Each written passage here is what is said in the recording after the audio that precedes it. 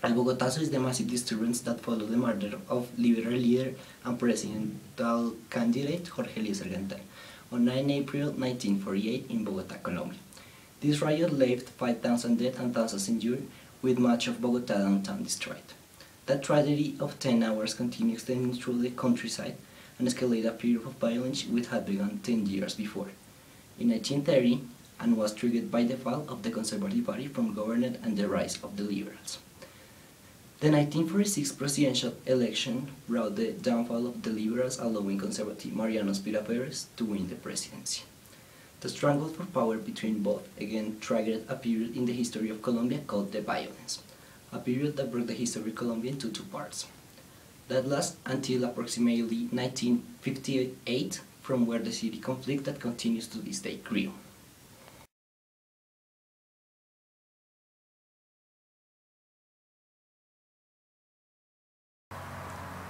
General Statements.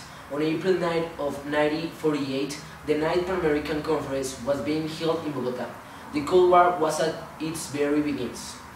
The Soviet Union had just taken over Eastern Europe without firing a shot, and Washington was eager to set a position against communists through statements forwarded by General George Marshall, the U.S. Secretary of State and head of the American delegation, which was to be backed by the foreign ministers of the Latin American nations. At the time, Jorge Luis Argentine was the leader of the Liberal Party and the most prominent politician in the country after President Ospina.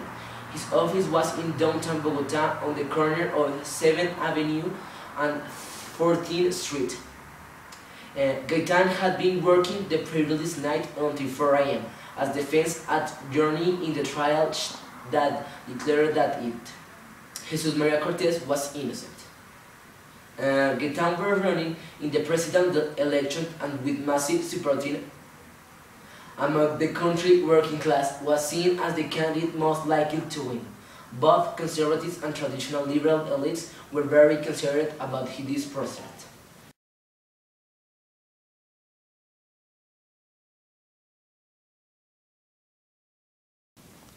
Gaitán left his office at just outside the building.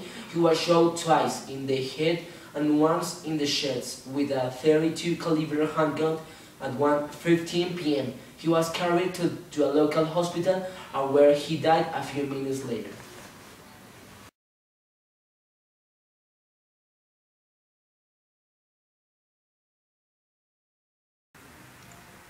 Conclusions. The murder of a political leader shocked everyone who saw the hope of a new government in which the ideas of each person could respect. In Colombia, the person who is willing to express support for the masses is a threat to a plan by the government and even the Colombian government, but of the Great North society has no voice, and their votes are vote.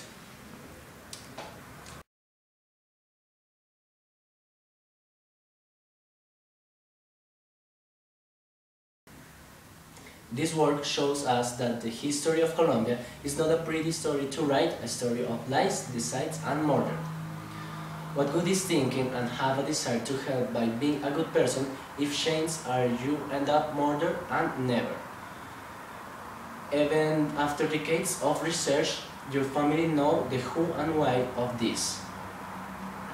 Now we are in agreement with historians with which we started to investigate these incidents. Now one write something to the bottom of this because there is not needed to write.